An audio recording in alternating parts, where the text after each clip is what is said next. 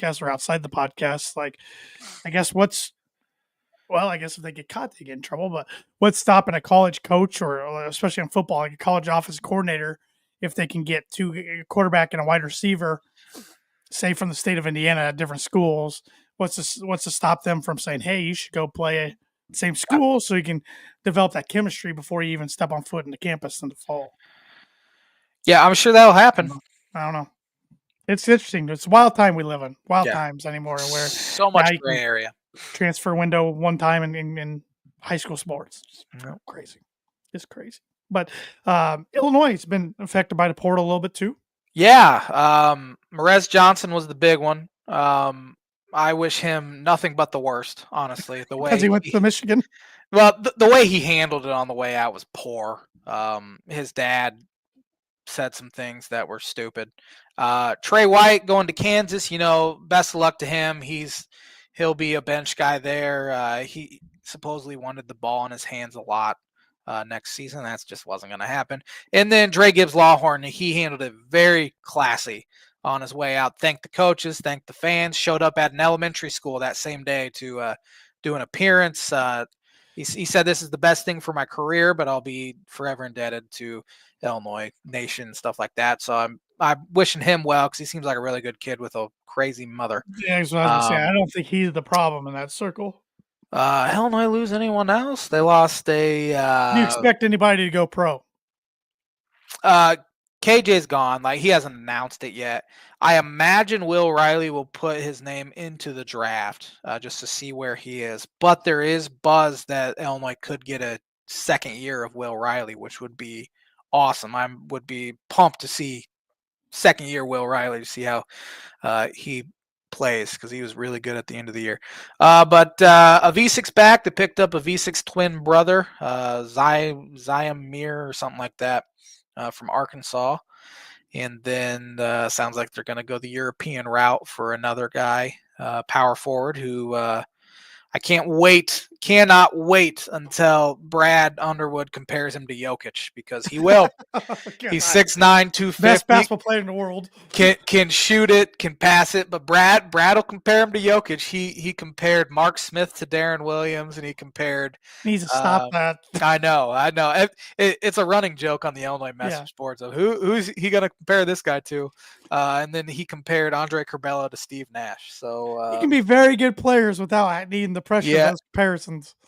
So hopefully Illinois doesn't go the NAIA route again, like they did with Ben Hummerkaus, which he might be a guy that leaves. I think they'll have an honest conversation with him and try to lessen that price tag of what they got him. But again, I thought he played very well in his role. They just needed him to be a lot more early in the season with his ability to shoot and other things like that. But once he started coming off the bench, he was perfect, playing 10 to 15 minutes. That's seems about where he should be. And again, he seems like a good guy too. But I'm sure they'll pick up a few more guys in the portal. And, one thing I will always do is give Brad Underwood the benefit of the doubt, because year in, year out, they'll be about the same. Good, compete for a Big Ten title, make the NCAA tourney. So just tell me what the roster is November 1st, and we'll go from there.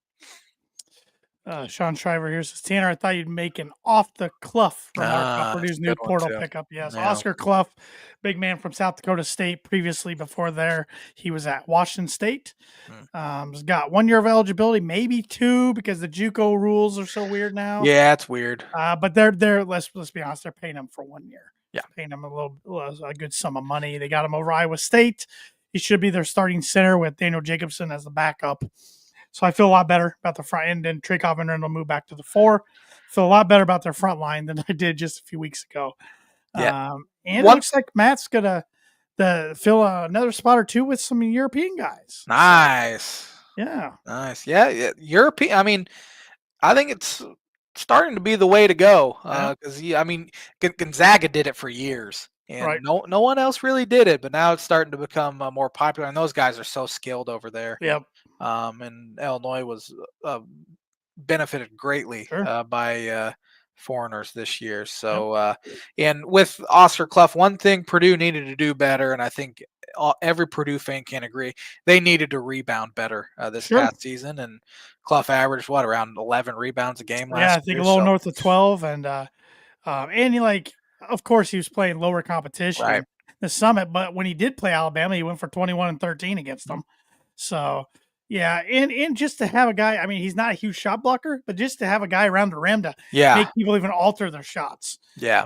that's big because Purdue didn't have that this year. So, Can he shoot the three ball at all? he's a good free throw shooter, but I don't think he can shoot the three ball. Now, Daniel Jacobson can. Oh, interesting. Just didn't really get to see much of it since he only played 2 games before he broke his That'll leg. yeah, it'll be interesting to see how TKR and Clough Yep. coexist with neither of them being 3-point shooters. I know Yep. I'm sure both can hit them, Yeah. but you don't want them taking them a ton. Right. Right. Ray asks Edwards recruiting for paint. I don't know about that. He's ripping it up over in Europe right now, but I do know the big European influence has been Sasha Stevanovic, Oh. who's a GA for him, or he might even have an elevator role now. He's got connections over there in Europe, so yeah, he's really helped in that aspect. So yeah, it's it'll be interesting to see all the transactions, the movement, and the portal. Yeah. And especially with the new thing with what is it? Where they can share the wealth. I'm struggling. That's happened today. Revenue sharing. Yeah. How that will affect NIL and all of that, because Yep. I think it might start putting caps on NIL, Sure. which could help. Yep. Could help even things out again because they need something. I think Purdue, for instance, I think the 4 programs will get a majority of the money: football, men's basketball, women's basketball, volleyball. Yeah. And I don't know about Illinois, but I know in Iowa, you probably subtract one of those and substitute with wrestling. Yeah. Yeah. I would say obviously the top 2 for all of them is going to be basketball and football. Sure. And then I would say women's basketball, and then volleyball. Volleyball's pretty good. Baseball's okay. Maybe golf. I don't know. Golf's pretty good, but I don't know how much. I don't know how that NIL works. I don't either. I have our buddy Andrew Eiler on. Yeah, I can't imagine NIL is huge for. Sheldon Coleman being the researcher of the pod. Appreciate him tuning in tonight. Clough went 4 for 6 or 5 for 7 for threes. Gonna make it rain. Yeah, that's a pretty good percentage. Low volume, but good percentage. Yeah, at least he can make enough to at least have them respect him from out there. Yeah. That's all you really need. Yeah. I'll never forget Nankiville for Wisconsin coming to Mackey one time, going 5 for 5. Never made one in his career till that night. There were a couple. Illinois got burned a bunch this year by sagging off guys. There was a guy for I think it was AG. I don't remember if that was him from USC. He had made 4 on the season, and he ended up making 3 in the first half against them, and it changed their defense. They panicked, and Brad went to a more traditional defense that he used to run. They just killed him. And then in the tourney game, Swain, who's now, I think he followed Miller to Texas. He had made 3 on the season. He hit 4 or 5 that game. Yeah. Because they just sagged off. Now, I think he was 5 for 12 or something like that, which is a good percentage, but you're okay with him taking those. It's like the dude for Houston. I keep forgetting his name, number 7, the guard. His season high was 40 at 6 against Purdue. Yeah. What was his name? Acer? Yeah, Uzar, something like that. Yeah. Uze? Yeah, so I don't. Uzar? It's Monday tonight. Peak Monday. Definitely feels like a Monday. It's always a Monday when we do this, but definitely feels like a Monday today. It is the first Monday of April. Maybe that's that's what's going on. Who are you taking in the national title game? We've talked for 36 minutes. We haven't even made. I want Florida to win because I do not like Kelvin Sampson. It's not even that much what he did in here. I just think he's a jerk. Heck of a coach, but I just think he's a jerk. Want Florida to win, but I think Houston wins by, I'll go 82-75. Yeah, if Houston scores 82 points, I think they win. Yeah. Give me Florida, though, just to be different. I think their guard play could be the difference. I just think Florida's a little better, but again, Houston plays such tough defense and they rebound, and it's clash of styles that I'm excited to watch. So give me Florida though. When do we have a conversation about Florida being a basketball school instead of a football school? Now, yeah, because I don't know if Florida football is going to be any good this upcoming season. They need to turn things around quick. Yeah, But it's crazy. Kind of they've fallen off for their expectations. yeah, Todd Golden, next hot name, college basketball. He was good at San Francisco too. He's still a young guy, but now obviously he knows what he's doing. Yep. Yes, he does. Yes, he does. So, well, you want to get educated? Let's do it. Talk about some sporting events that have happened on this day on April 7th, and I need to put the banner up. There we go. All right. Oh. Wow. On this day, 1928, 44-year-old New York Ranger GM Lester Patrick replaces his injured goaltender in a Stanley Cup game and beats the Montreal Maroons 2-1 in overtime. And the Rangers go on to win the series 3-2. 44 years old. Wow. On this day, 1943, the NFL adopted the free substitution rule. Helmets were made mandatory, and a 10-game schedule for all teams was approved. On this day, there's a lot of Masters today. Kind of wish I would have been on the receiving end of this one today. Who won the 15th U.S. Masters tournament on this day in 1951? Sam Snead. Good guess. Ben Hogan won his first of 2 Masters titles. On this day in 1956, I was just talking to somebody about this on Friday. The 10th NBA championship was held. Despite 30 points from Pistons forward George Yardley, the Philadelphia Warriors beat the Fort Wayne Pistons 99-88. The Warriors wrapped up the series 4-1. Honest to God, at dinner Friday night, I was talking about that game with somebody. Well, somebody's talking to me about it. I was wondering why you were talking about the 56 finals, but the Fort Wayne thing makes sense. Yes. On this day, 1963, who won the 27th Masters tournament? Jack Nicklaus won his first of his record 6 green jackets. On this day, 1963, public stock offering of 115,000 shares in the Milwaukee Braves was withdrawn after only 13,000 shares were sold to 1,600 new investors. On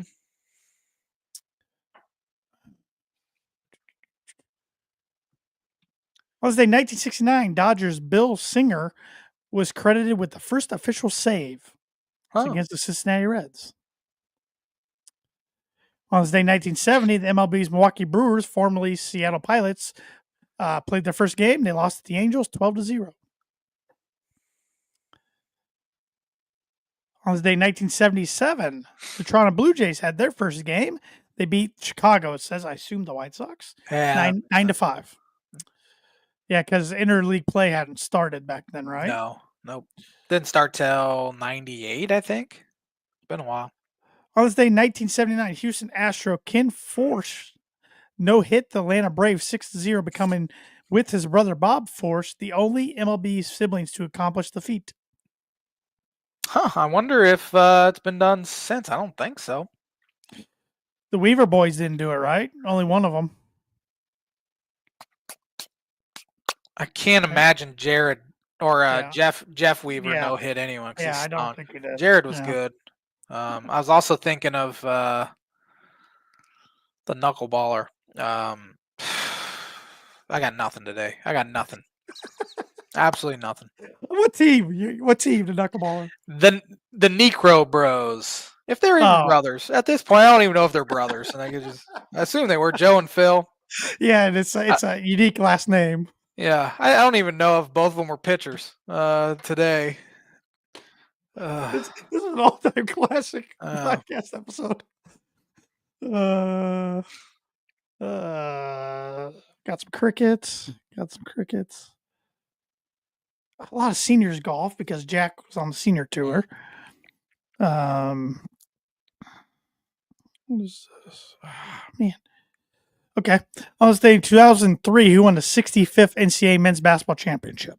2003, that would have been Syracuse. Yeah, Syracuse beat Kansas 81-78. Carmelo. The then known as the Orangemen won their first title, and Carmelo was named most outstanding player. Yeah.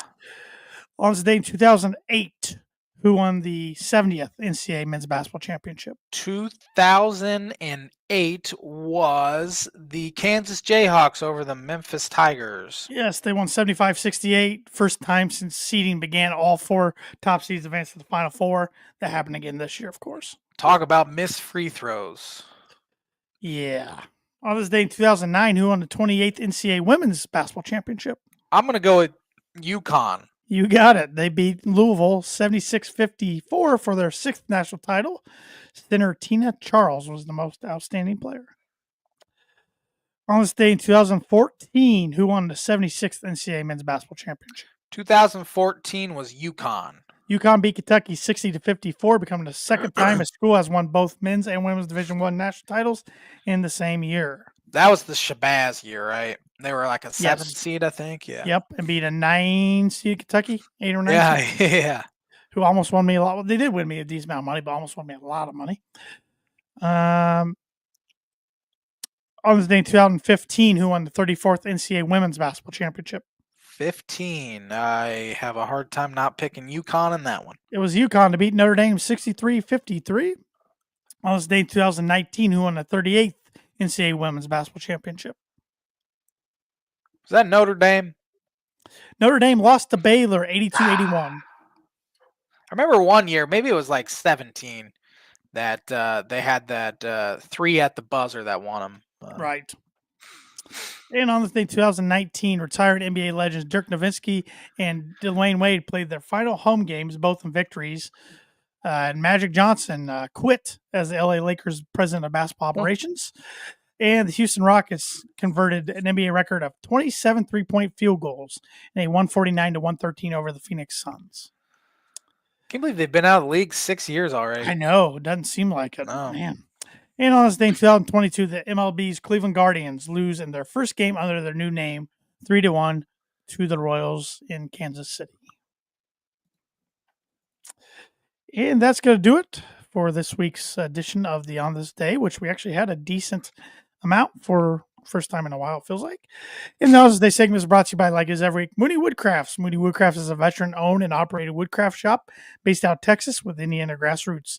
They provide 100% hand-cut custom designs that fit your needs, and their pieces are a great addition to any home, office, or man cave. You can see some of their recently completed projects by visiting them at Moody Woodcrafts on Instagram and on Facebook. And if you let them know the Tina and J-Man Show sent you, you get 15% off your first sign order. I keep saying it. Mother's Day's in a month. Next month in May. Yeah, it is. Make the perfect gift for your mom. Or if you don't want to get your mom that for Mother's Day, you want to get somebody else in your family, a friend, whoever it may be. Baby mama. Sure, why not? Dad's wooden signs make a great gift for anybody in any occasion. It'd be cool to have it's Masters Week, have a golf man cave and have Thad create you something Masters themed. There you go. There you go. Want to get into Masters talk, or do you have blind rankings for me? Or my blind ranking is Masters related, so I can wait till after we talk and give our predictions and stuff. All right. Yes, this is I don't know what edition of the Masters this is this year. It's I think the 89th, I think. That's just off the top of my head. Scotty Scheffler, defending champion. He also won back in 2022. Of course, the big, and he is the favorite, I believe. Okay. Yes, he's the favorite. And right behind him is a guy named Rory McIlroy, who has done everything in golf there is to do except win the Masters. He has not won a major since 2014. Except this year. Except this week, I should say. But I meant to go back. I really do think the Masters in 2017 would have been the first one that we talked about, and we made predictions. I think that started the Rory J-Man's Book of Prediction Week. If not, it was shortly thereafter. Yeah. But it's been close to 40 majors now that you've said that this guy's going to win, and he has not won. So the curse is real. With the worst probably being last year's U.S. Open when he missed 2 putts on the last 3 holes inside of 4 feet. Yeah, that's when I really started to believe the curse Yep. was that there. So, but curses usually don't last forever. But we're gonna find out. Pulling the trigger? I'm pulling it. All right. Hey man's book prediction of the week this week is Roy Masters. Roy McIlroy will win the Masters this year and this week. J-Man's book and prediction of the week brought to you by Travis Watering Insurance Agency for life, home, auto, business, renters, workers' comp, and farm insurance. Contact Travis 219-869-4561. Book it. 4563, isn't it? I think I'm right on this one Are because you? I've don't even remember what I said, but I've been doing it from memory for almost 10 It is years now. 6-1. It is 6-1. Okay. That I it looked just it it up. just rolls off the tongue I looked now. it up. That I just thought it was 6-3 for some reason. Okay. it wouldn't have surprised me today if it was 6-3. I think the reason, no, I don't know where I got that 3 from. Never mind. Oh, Never mind. But yeah, speaking of Rory, you can support our podcast and look great doing so by getting some Tan J-Man Show merch at tanjmanshowstore.com. We have this I'm Taking Rory shirt up there, which you can get in white. And it's not letting me show, or in gray. It's not letting me, there it is. Or in light steel, it's called. It's got multiple sizes there. $19.99 before shipping and handling. But you can get that nice Rory McIlroy. I'm Taking Rory with the state of Georgia on front, Tan J-Man Show logo on the back. So book it.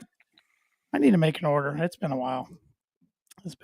So one of my 25 bold predictions for 2025 was that Victor Hovland was going to win the green jacket this year. Even though he did win a tournament a couple weeks ago, I am not going in that direction now. I'm looking at the betting odds here. Rory's number 2. John Rahm of Live Golf's number 3. Colin Morikawa 4. Rahm just won a couple years ago, right? 2 years ago, maybe. Yeah. He has one at Ludwig Abar. He's 18-1. He's a young stud in golf. Hasn't won a major yet, but he probably wouldn't win many.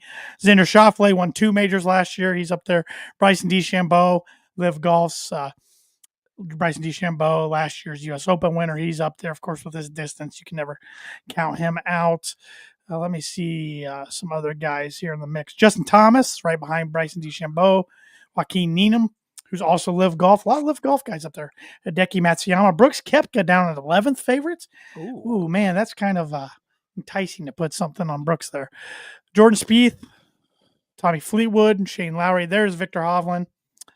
Let's see where is Phil? Phil's at plus 12,000 odds. He's been playing better, but I don't know if he's got what it takes to be in contention this week.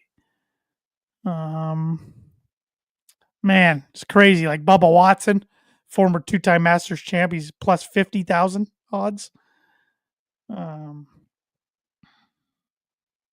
it's good. It should be a fun tournament like it usually is. I'm gonna go with Ludwig. I think Ludwig gets his first major title. Like I said, I think it's his first of many. How old is Ludwig? He's got to be young 20s. Let's see. He's Swedish. He's 25. He'll turn 26 in October. 6'3". Pretty tall for a golfer. So, of course, no Tiger Woods this year's Masters. I don't think we'll see Tiger at all this year compete with his Achilles is blowing out. So, but it's gonna be a fun tournament. I think the weather is supposed to be good.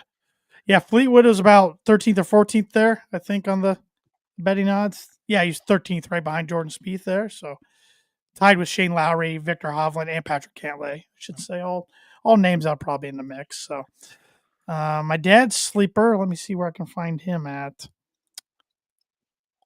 It's Corey Connors. He's at 7,500. That's better odds than I thought Corey Connors would have. Never heard of him. He wins the tournament the week before the Masters. He seems to quite often. That's why my dad likes to pick him. This year it was Brian Harmon won. Fourth year out of the last 5, my boy Ricky Fowler is not in the Masters. Time to hang it up. Which is crazy because 2 of his last 3 appearances in the Masters, he's had top 5 finish. Yeah. So he's got to get there. And it's wild. The guy makes 90% of his cuts, but he can't do anything on the weekend. Yeah. He just doesn't close on the weekend. And yeah, he's going to have to start doing that soon. I bet the pressure gets to him a little bit too. Probably. I mean, he's had a good career, but nowhere near where everybody thought he would, or nowhere near where his career should be, really, to be honest. So, yeah.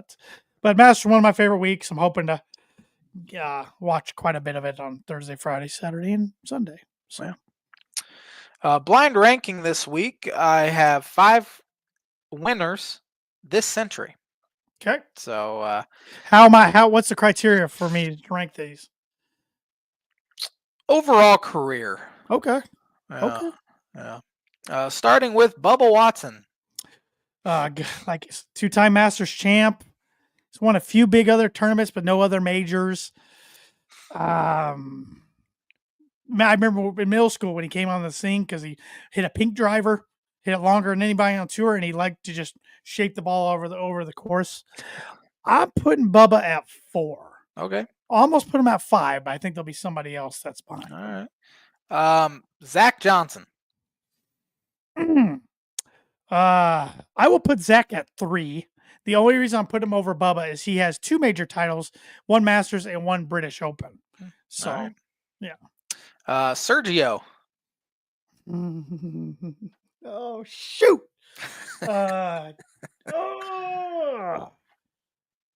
going to put him at 5 because I cannot put him at 2. He's one-time major winner. Was at the Masters. He's having a good year this year at Live. He's won a couple times. He's playing really well, but good career, but kind of like Ricky, even though he's had a better career than Ricky, but kind of like Ricky, he came on the scene so hot when he was young, going toe-to-toe with Tiger back in the day at the PGA Championship in Medina.